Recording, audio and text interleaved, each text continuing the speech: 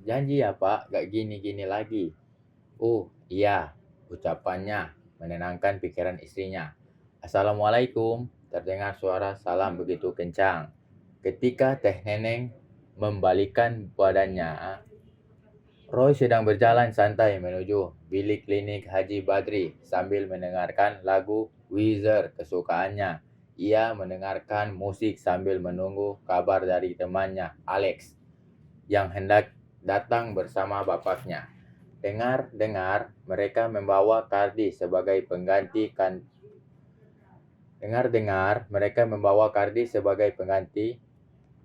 Dari hasil pengamatannya, Mang Kardi sepertinya berpengalaman di bidang bangun-membangun. Rian sudah banyak membantunya dalam pembangunan guest house ini.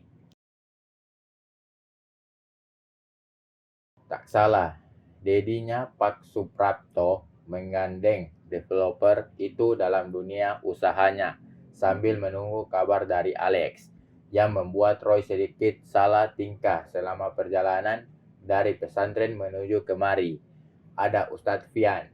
Ia melihat Ustadz Fian memakai kaos yang dijadikan lap bekas saat ia di wajah istrinya tadi.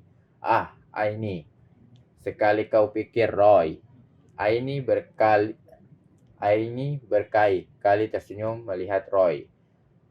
Yang mendarat di wajahnya istrinya pasti sudah mengering di kaos itu. Saking gemasnya Roy, Aini dengan memasukkan tangannya ke dalam panjangnya saat di mobil tadi. Roy memasukkan jari telunjuknya ke dalam sebagian tanda. Ustazah Aini tersenyum. Ia berharap Abah Haji tidak menggunakan ilmu mukasafah.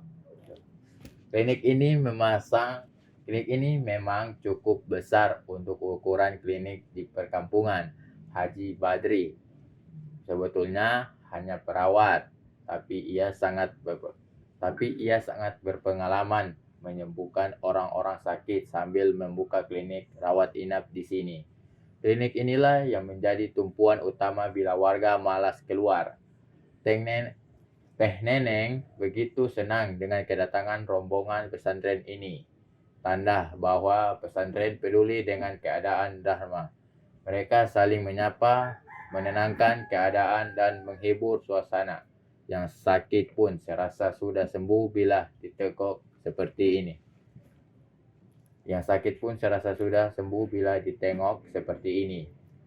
Lukanya masih terasa, Pak? Tanya Kiai. Masih, Kiai, cuma sedikit. Lukanya memang dalam, Kiai, tapi yang penting terhindar dari infeksi. Sering waktu pasti pulih, ucap Haji Badri, sang pemilik klinik yang tentunya hadir di saat Kiai ada di sini. Terima kasih Pak Dokter Badri, saya nitip ajalah supaya cepat sembuh. Meski bukan dokter dan berkali-kali Haji Badri bilang bahwa ia cuma perawat, tapi tetap ia dipanggil Pak Dokter oleh semua orang. Semuanya saling menyapa satu sama lain. Bahkan senyumnya Bu Kiai mengalihkan perhatian Roy. Ada yang berbeda dari wanita itu. Matang sekali Bu Kiai di mata Roy semenjak kejadian melihat diam-diam di rumah. Sebisa mungkin Bu Kiai menghindari frekuensi itu. Zina, mata zina, pikiran namanya. Lagi pula ia menghindari muka syafah suaminya. Hei Roy, hei. Kalau luka antum gimana? Roy kaget. Suara Pak Kiai membuyarkan. Lukanya, aduh, melamun. Apa antum ini? Iya nih. Semua meneriakinya. Bujang lapuk, ucap Ustadz Boim. Ustadz Junet menggeleng-geleng kepalanya. Kasihan dia sama Roy disebut bujang lapuk seperti itu. Berkali-kali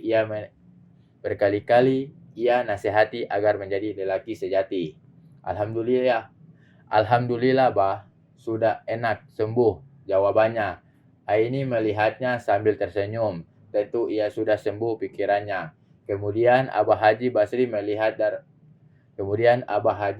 melihat Dharma yang ingin mengungkapkan sesuatu. Ditanya Kiai, ada apa Pak? Hebatnya Kiai ini. pikir Dharma. Bisa membaca pikiran sangat ingin. Apa? Saya ingin berhenti, gak mau masuk dunia begini. Gak mau masuk dunia begini ini. Gak mau masuk dunia begini ini. Ucap Dharma lagi. Kiai tersenyum. Abah Haji itu mengerti maksud Dharma. Alhamdulillah, jawabannya singkat. Ia seperti sudah bisa membaca pikiran Dharma sebagaimana kemampuannya. Abah Haji memang sudah melihat komitmen besar dari jawara ini. Sepertinya serius, ia ingin meninggalkan dunia hitamnya. Tentu ada beberapa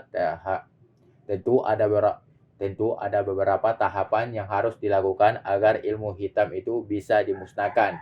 Akhirnya, hidayah selalu datang tiba-tiba. Bahkan ke seorang jawara yang mempunyai catatan ke dalam seperti ia bertemu para penjaga yang ada di bangku luar klinik Haji Badri ini. Roy sempat menawarkan rokok ke mereka. Disamber rokok itu tanpa disuruh-suruh lagi. Menanyakan suasana kampung setelah penyerangan itu. Para penjaga bilang semuanya aman terkendali. Tak lama, Teh Neneng keluar. Roy berdiri dari bangku itu dan menghampiri Teh Neneng di ujung klinik yang sedikit gelap. Kenapa, Teh? Rokok, ucapnya. Roy sedikit kaget ternyata Teh Neneng dengar juga karena selama ia bertemu tak pernah melihat Teh Neneng sebatang rokok. Ada sesuatu ketika melihat wanita secantik Teh Neneng merokok. Sekese. Jangan bilang-bilang Pak Dharma, gue ngerokok, gue lagi khawatir. Khawatir apa, Teh?